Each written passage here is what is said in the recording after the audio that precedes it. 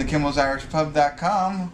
Two very important things tonight, if you can't tell. One, got the beautiful co-host Bo Kimmel with me tonight.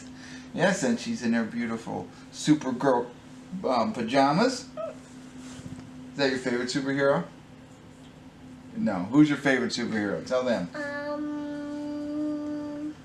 I think it's Wonder Woman or the Ring Girl. There's like a pink Ring Girl. Oh yeah. I don't know. Not Poison Ivy? I will think about it. I don't know. Okay, she's going to think about it and get back to us on that. But the other big surprise, not to top this, but we're using a new camera tonight. So I'm going to experiment and try a new camera and see if that improves the quality of the video that I'm taking. So, let me know. I'd love to hear your comments on if this looks better than the other one. And right? So, I'd love to hear about that. Tonight's movie is Madtown. Yes, Madtown. And starring in Madtown, I forget how to pronounce his name.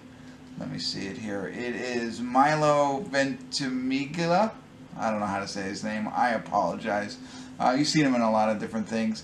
This movie is 6.6 on IMDb, and Rotten Tomatoes, only the audience has rated this one at 67%, so this will be the first professional rating from Kimmel's Irish Pub, because they don't have any for the in Rotten Tomatoes at this point. The movie's about Velo, who reignites or establishes his relationship with his sister, who's been in prison.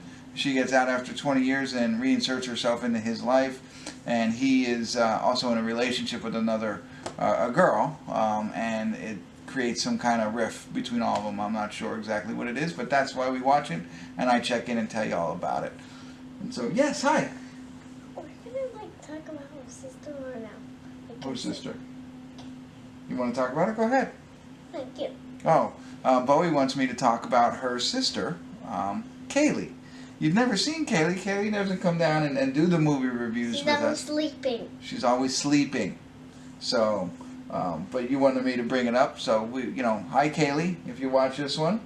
We're just down here hanging out. Now, Quinn won't stay up with me and watch this movie. We were trying to find a movie we could both watch. We thought The Florida Project, because it's about a 6-year-old kid. We were excited about that, but it's rated R. So we can't watch that one together. But we'll find one, and we'll do a full movie review together at some point. What do you think? Yes? What's rated R? Right. Well, that's the rating they give it to tell you if it's. She asked the question, "What is rated R?" That's a great question. So they rate movies based on who can watch them. So like G is a movie for you, so it's like for little kids.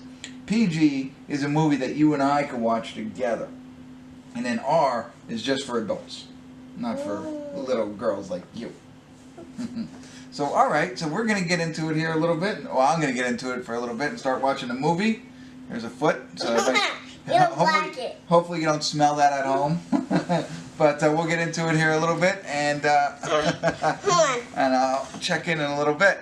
All right. Hey everybody. I want to do a quick check-in here. We're at the 1 hour, 11 minute, and 24 second mark. This film is an hour and 52 minutes, so we got 40 minutes left. And to be honest with you, really not much to share. I'm going to try and force it here. I wanted to do a check-in so I'd wake up a little bit, get the light on, get up out of my seat, turn the camera on, because it is kind of a snooze fest for me. Pretty much the synopsis, we've seen half of it. Basically, his sister went to jail for murdering their parents, because they're abusive, so she's been in jail for 20 years and she gets paroled. He He lost his job as a forklift operator and becomes a waiter at this family restaurant. And the family restaurant has 6 total employees, but they all treat each other like a family. So he's, enjoying his new career there, and he's met a girl there, and they're like kind of out on their first date at this point in the movie, and you can see that relationship. Meanwhile, as I mentioned, his sister gets paroled So she comes out of jail. She's living with him.